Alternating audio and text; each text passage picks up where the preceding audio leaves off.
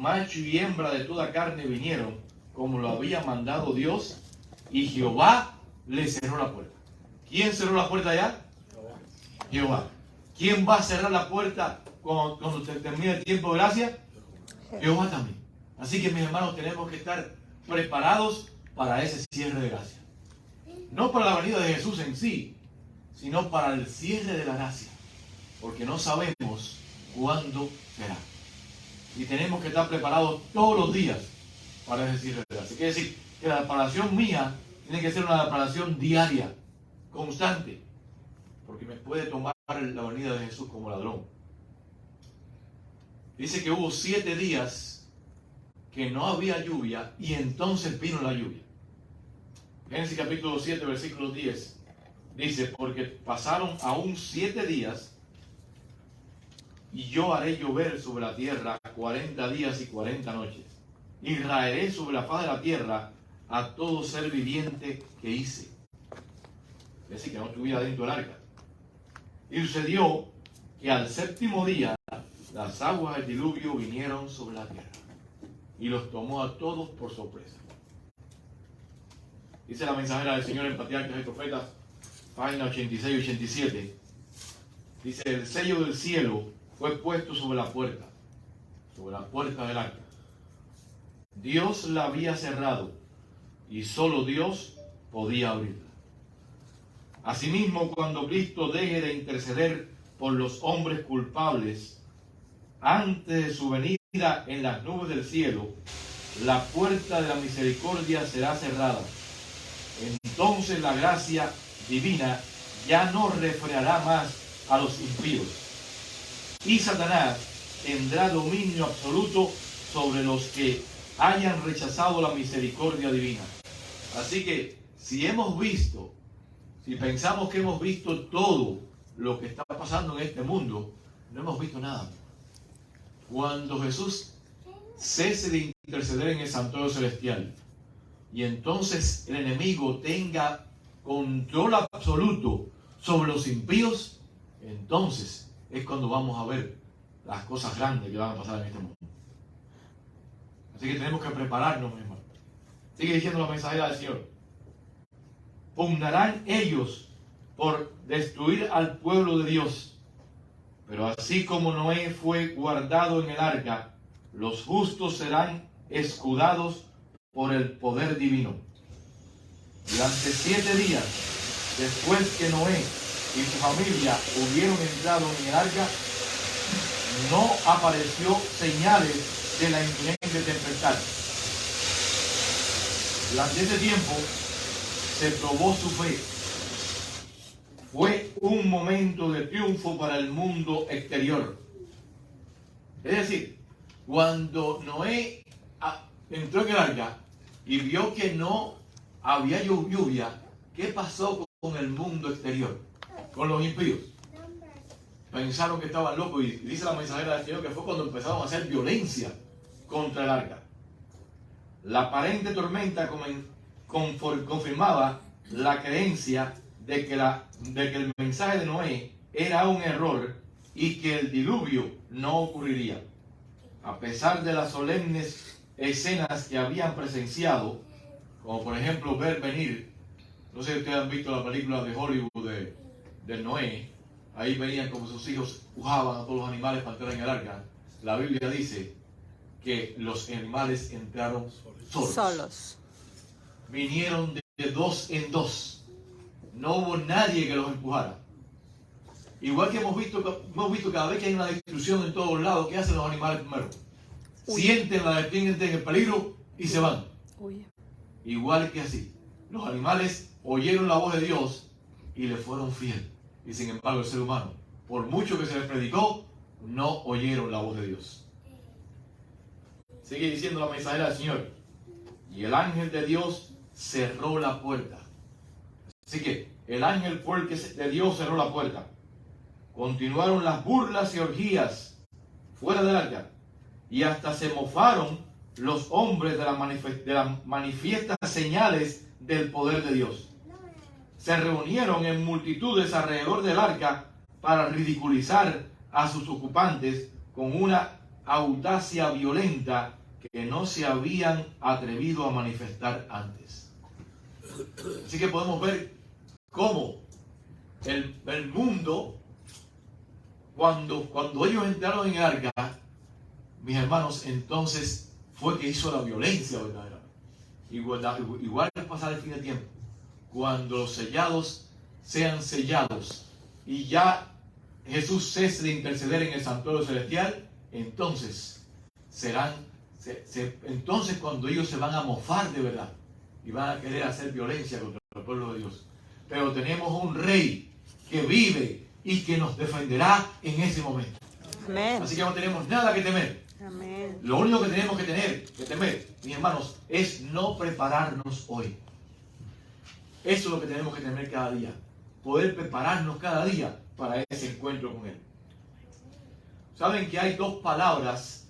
En el idioma hebreo hay muchas palabras que significan destrucción o significan algo malo que está pasando en la tierra. Pero hay una palabra que se usa solamente para lo que es el diluvio cuando pasó en el Antiguo Testamento, que es la palabra Mabul. Esa palabra solamente se usa para referirse al diluvio. Fue algo, mi hermano, cuando yo veo eso que pasó, por ejemplo, el Gran Cañón, que hay todos los leyes ahí, de todos los diferentes tipos de rocas que ha habido. Eso podemos ver cómo erupcionó el agua cuando pasó por ahí. Porque el agua tiene tremendo poder, mi hermano. Entonces ustedes han ido a las cataratas del Niágara. Han visto como cuando esa agua porosa cae, que hay un tremendo ruido. Y las cataratas de Iguazú. Se han ido a las cataratas de Iguazú. Han podido ver como que no se puede ni oír al lado de él. Porque no te deja oír.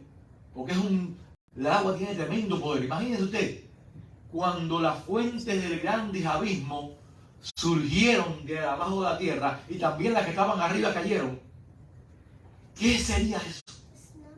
Wow. Imagínense. Ahí podemos ver cómo todo cambió sobre la tierra y destruyó a todo lo que había. Saben que hay también en el griego hay muchas palabras que significan destrucción, pero hay una palabra que se usa solamente para el diluvio, que se llama cataclismo. Es una catástrofe, algo completamente que no han pasado solamente en ese momento, un cataclismo. Así que, mis hermanos, podemos ver el índice que hubo de destrucción en esta tierra. Dice en Génesis capítulo 7, versículo 11: el año 600 de la vida de Noé, en el mes segundo, a los 17 días del mes, aquel día fueron rotas todas las fuentes del grande abismo, y las cataratas de los cielos fueron abiertas, y hubo lluvia sobre la tierra 40 días y 40 noches. Imagínate, aquí cae lluvia un día y casi nos inundamos. Así que imagínense 40 días y 40 noches. Por ejemplo, si hay 40 días y 40 noches de lluvia aquí en la Florida, desaparecemos completamente. Sí. Completamente. Así que imagínate usted cuando todo esto aconteció, ¿qué pasaría en este mundo? Y al ver también el terremoto, no sé si ustedes han visto las escenas del terremoto de Japón, que entró después ahí, se metió, a ver las escenas del terremoto, eso parecía algo de película. Como el agua, no solamente hubo el temblor de tierra, sino cuando entró el diluvio, el tsunami, a Japón, con olas de 600 pies de altura. Óigame, cuando entró millas hacia adentro. Imagínate tú la fuerza que tiene el agua.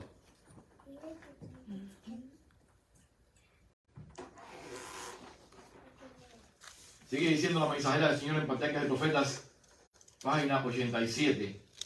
El agua se veía caer de las nubes cual enormes cataratas. Los ríos se salieron de madre e inundaron los valles. Torrentes de agua brotaban de la tierra como fuerza indescriptible, arrojando al aire a centenares de pies macizas rocas que al caer se sepultaban profundamente en el suelo. A medida que la violencia de la tempestad aumentaba, árboles, edificios, rocas y tierra eran lanzadas en todas direcciones. El terror de los hombres y los animales eran indescriptibles. Por encima del ruido de la tempestad podía escucharse los lamentos de un pueblo que había despreciado la autoridad de Dios. ¿Qué cosa más? Mi hermano, hoy en día, cuando cese de Jesús y Jesús venga, entonces van a escuchar también esos lamentos. Un comentario nada más. Usted dice del ruido. Yo me imagino cuando va a llover, ¿cierto? Antes vienen los truenos, los relámpagos y todo. Entonces. Wow. Mi perrita que tengo en la casa, Sí. antes de que eso empiece, ya ella está tímida, ya está con miedo y quiere buscar dónde esconderse. Exacto. Yo no sé si fue usted o el hermano Luis que dijo una vez que iba a haber un tsunami y la gente que conoce el mar se dieron cuenta de que iba a pasar antes de que pasara, porque los animales del mar habían cogido ya rumbo para otro lado. Exacto. Los animales tienen un sentido del peligro que por eso que cuando tú veas a los animales que están saliendo de un lugar, sal tú también. No te quedes ahí. Sí. ¿Entiendes? No seas animal. Así que, No, o sea, no, ellos son más inteligentes. sí. Por eso hay que dejar que nos guíe. Y el Señor nos puede guiar de muchas cosas, de muchas maneras. Sí. Así que lo primero que tenemos que hacer es estar preparados para poder que no nos coja por sorpresa. Amén. Fíjate que la tierra quedó desordenada y vacía como al principio mismo. La tierra, fíjate que hay dos palabras. Cuando tú vas a la creación, dice que la tierra estaba desordenada y vacía. Tohu babuhu. Son las palabras que se usan en el idioma hebreo para lo que es como la tierra estaba. La tierra quedó otra vez con el diluvio tohu babuhu. Otra vez. Y también va a quedar al final también. Va a quedar igualita. Desordenada y vacía también. Y las tinieblas van a cubrir todo esto. Porque aquí, cuando empiecen las plagas y empiece todo esto, esta tierra no va a quedar como tú la ves en este momento. Por eso es que tenemos que prepararnos. Porque la venida del Señor no va a ser así tan como hoy en día salimos y está el sol en la sola afuera. No. Van a estar las cosas bien mal. Y tenemos que prepararnos para ese día. La tierra quedó oscura, llena de agua, y todos los seres humanos perecieron y no quedó uno solo vivo sobre la tierra. Solamente Noé y los que estaban con él en el arca. Ahora, a veces la gente pregunta, bueno, Satanás, ¿qué pasó con él en el diluvio? ¿Por qué? Porque si todo estaba lleno de agua, ¿dónde se metió? ¿Dónde se metió? ¿Qué sucedió con Satanás? ¿Saben qué? Satanás solamente dice que fue obligado a permanecer en ese lugar. Así que aún la vida de él se vio que estaba en peligro.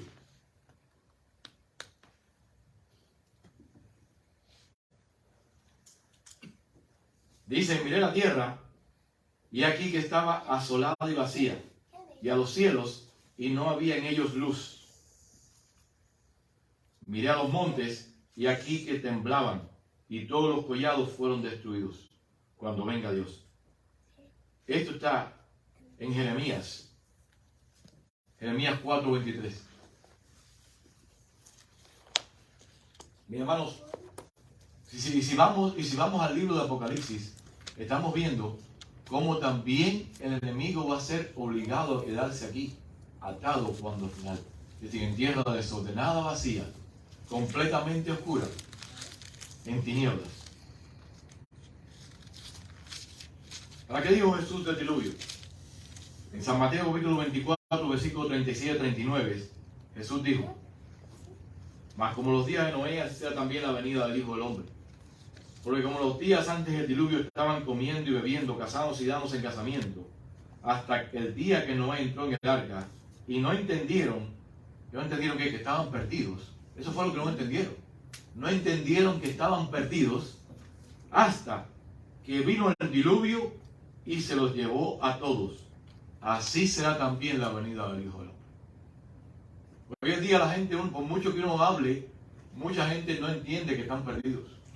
La única forma de salvación está en el arca. Este es el arca de Dios. La iglesia es el arca de Dios. Amén. Así que ese es el único lugar de salvación. El arca del pacto. El arca. Ir a los pies de Cristo. Ese es el lugar de salvación.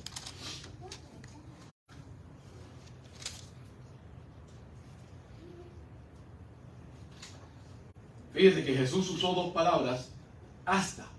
Es decir, la palabra hasta nos deja decir que cuando vino eso, ya no había salvación para más. Y así serán también los días finales, Señor. La venida de Jesús como ladrón. La venida de Jesús como ladrón en la noche tiene dos etapas.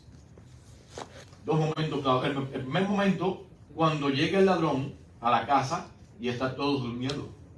Quiere decir que si lo toma como ladrón, quiere decir que no lo esperaban. Están todos durmiendo, llegó el ladrón y lo tomó todo por sorpresa.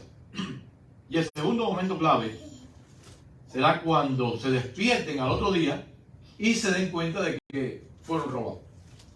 Esas son las dos etapas. Primera etapa cuando llega y no se dan cuenta, y segunda etapa es cuando ya entonces te diste cuenta de que vino un ladrón y se llevó todo lo que tenía que llevarse, y entonces ya era demasiado tarde. La puerta se cerrará, mi hermano, antes de la venida de Jesús. La puerta se cerró para la nación judía también en el año 34. Ustedes saben que la puerta primero se cierra y después viene la destrucción. En el año 34, cuando la nación judía apedreó a Esteban, ahí se cerró la puerta para ellos de gracia. Porque la profecía lo decía. 70 semanas están determinadas sobre tu pueblo y sobre tu santa ciudad. Para poner fin al sacrificio, sellar al santo de los santos, ¿entiendes? Y también terminar con la gracia del pueblo judío. Así que hasta el año 34 la nación judía tuvo gracia como nación, no como ser humano, sino como nación.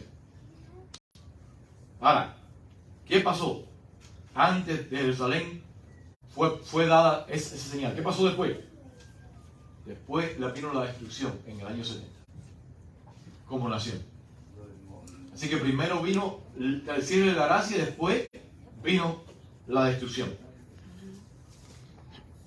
La puerta de la gracia también se cerró en los días de Babilonia antes que cayera la ciudad. También la puerta se cerró para Sodoma y Gomorra antes, y luego la ciudad fue destruida por fuego. Así que se cerró antes cuando los ángeles tomaron a Lot y lo metieron adentro de la casa y cerraron la puerta. Ya en ese momento la puerta se cerró para él.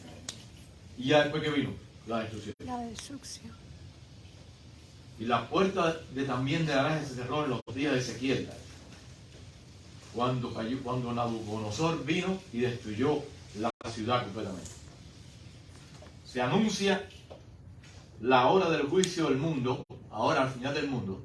Está anunciando esta puerta de la gracia está abierta, se anuncia el juicio del mundo, y entonces cuando se cierre la puerta de la gracia, entonces ya la gente no va a tener oportunidad de arrepentirse.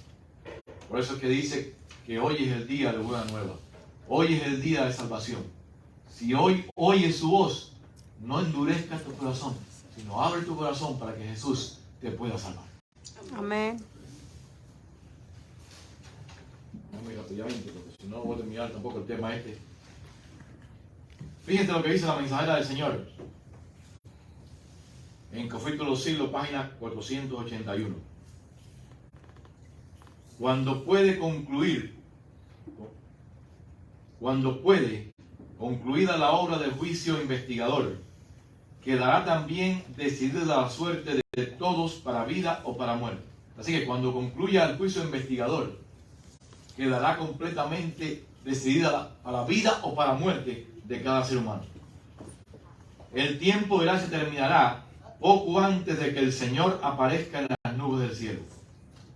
Al mirar hacia ese tiempo, Cristo declara en el Apocalipsis: el que es injusto, sea injusto, está en Apocalipsis 22, 11 y 12, sea injusto todavía. Y el que es sucio, sea sucio aún. Y el que es injusto, sea injusto todavía. Y el que es santo, sea aún santo. He aquí, yo vengo pronto, y mi galardón está conmigo, para dar la recompensa a cada uno según su obra.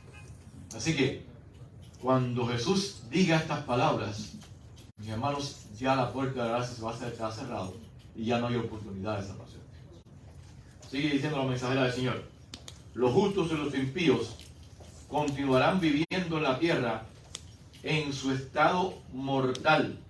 Los hombres seguirán plantando y edificando, comiendo y bebiendo, inconscientes todos ellos de que la decisión final e irrevocable ha sido pronunciada en el santuario celestial. Antes del diluvio, después que Noé hubo entrado en el arca, Dios le encerró en ella, dejando fuera a los impíos. Pero por espacio de 7 días, el pueblo, no sabiendo que su suerte estaba decidida, continuó su indiferente búsqueda de placeres y se mofó de las advertencias del juicio que le amenazaba. Así, dice el Señor, el Salvador, será también la venida del Hijo del Hombre. En Mateo 24, 39, dice: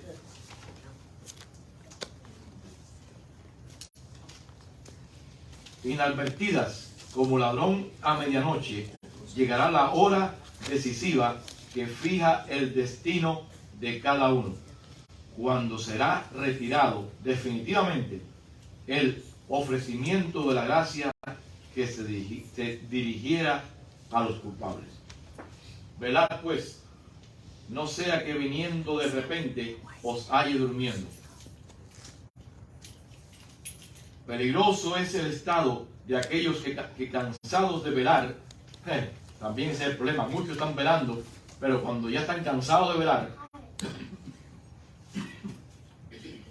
se vuelven a los atractivos del mundo, mientras que los hombres de negocio están absortos en el afán del lucro, mientras el amigo de los placeres corre tras ellos, mientras la esclava de las modas está ataviándose.